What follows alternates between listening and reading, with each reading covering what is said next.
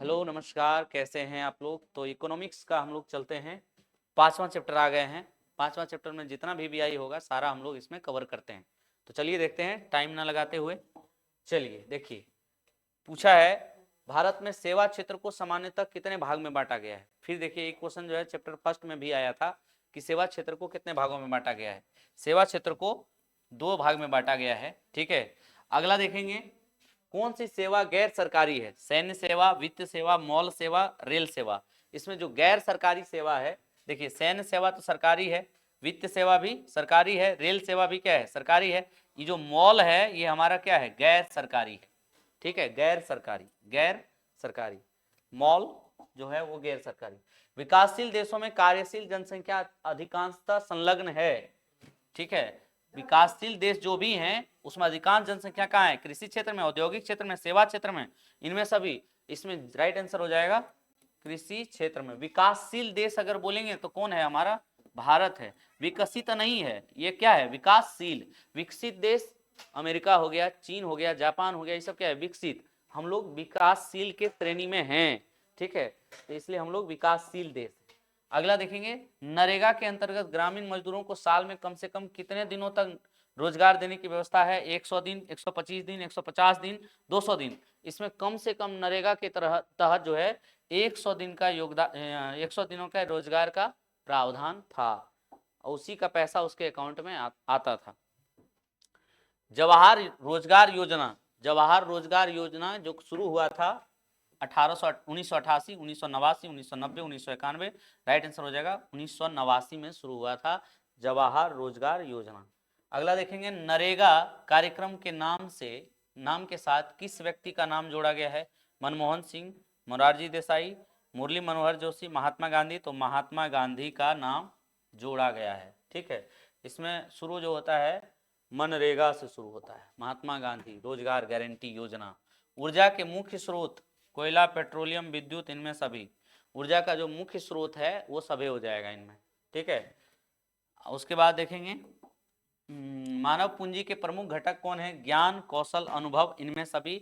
मानव पूंजी के जो घटक हैं ये भी इनमें सभी हो जाएगा, इनमें सभी, ज्ञान, कौशल, अनुभव। अगला है, मानव पूंजी का प्रमुख घटक कौन कौन है। शिक्षा, प्रशिक्षण, आवास, स्वास्थ्य, इनमें सभी। इसका भी राइट आंसर हो जाएगा इनमें सभी, ठीक है। शिक्षा भी और प्रशिक्षण, आवास और स्वास्थ्य सभी। अगला देखेंगे क्या है, कौन प्राथमिक ऊर्जा का उदाहरण नहीं है। कोयला, विद्युत, पेट्रोलियम, प्राकृतिक गैस। तो प्राथमिक ऊर्जा का जो उदाहरण नहीं है ये प्राथमिक ऊर्जा का है, ये भी, ये सॉरी विद्युत नहीं है, ठीक है, विद्युत नहीं है, पेट्रोलियम है, गैस भी है। प्राथमिक ऊर्जा का उदाहरण ये सब है। कौन सी सेवा सरकारी सेवा है। शिक्षा सेवा, बैंकिंग सेवा, यातायात सेवा, स्वास्थ्य सेवा। इसमें कहेगा कि कौन सी सरकारी सेवा है, तो सबसे पहले आता है शिक्षा सेवा, ये सरकारी सेवा है। सेवा क्षेत्र में शामिल होता है सरकारी क्षेत्र, गैर सरकारी दोनों। सरकारी और गैर सरकारी दोनों शामिल होता है किसमें, सेवा क्षेत्र में। देखिए जैसे बैंकिंग आ गया ना, इसी में रहता है। अगला है, विश्व के विकासशील देश हैं अमेरिका, ब्रिटेन, जापान, इनमें सभी। विकसित देश हैं, विकसित देश इनमें सभी हो जाएगा। अभी बताया था ना, अमेरिका, ब्रिटेन और जापान ये सब कैसे देश हैं, विकसित। भारत कैसा देश है, विकासशील, ठीक है। किस क्षेत्र में सर्वाधिक छिपी हुई बेरोजगारी देखने को मिलती है। कृषि, उद्योग, सेवा, यातायात। सबसे अधिक बेरोजगारी जो दिखता है हम लोगों को वो दिखता है कृषि क्षेत्र में, ठीक है। कृषि क्षेत्र में सबसे अधिक बेरोजगारी देखने को मिलता है। रोजगार के प्रमुख क्षेत्र कितने हैं, तो 4, 3, 2, 1। रोजगार के जो प्रमुख क्षेत्र हैं वो हमारा राइट आंसर हो जाएगा 3 क्षेत्र, ठीक है। अगला देखेंगे, आर्थिक विकास के लिए कितने क्षेत्र हैं, 1, 2, 3। इसका भी राइट आंसर क्या हो जाएगा, आर्थिक विकास के कितने क्षेत्र हैं, इसका राइट आंसर हो जाएगा 1, 2, 3, तीसरा हो जाएगा, ठीक है। अगला है, आर्थिक विकास का तीसरा क्षेत्र क्या कहलाता है। तीसरा क्षेत्र कृषि, विज्ञान, शिक्षा, सेवा, सेवा क्षेत्र कहलाता है। तीसरा क्षेत्र क्या कहलाता है, सेवा क्षेत्र। अगला देखेंगे, महात्मा गांधी राष्ट्रीय रोजगार गारंटी योजना की शुरुआत कब की गई। 2004, 2005, 2006, 2009। इसको जो शुरुआत किया गया था 2005 में शुरू किया गया था, ठीक है। अगला है, स्वयं सहायता समूह में लगभग कितने सदस्य होते हैं। स्वयं सहायता समूह में 5 से 10, 10 से 15, 15 से 20, 20 से 25।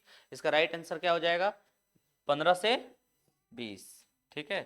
उसके बाद अगला देखेंगे, इनमें किसे अग्रणी युवा देश कहा जाता है? जापान, भारत, अमेरिका, रूस। सबसे अग्रणी युवा देश जो कहा जाता है जापान को। अब बूढ़ा देश सबसे अधिक बूढ़ा कहाँ है? तो जापान।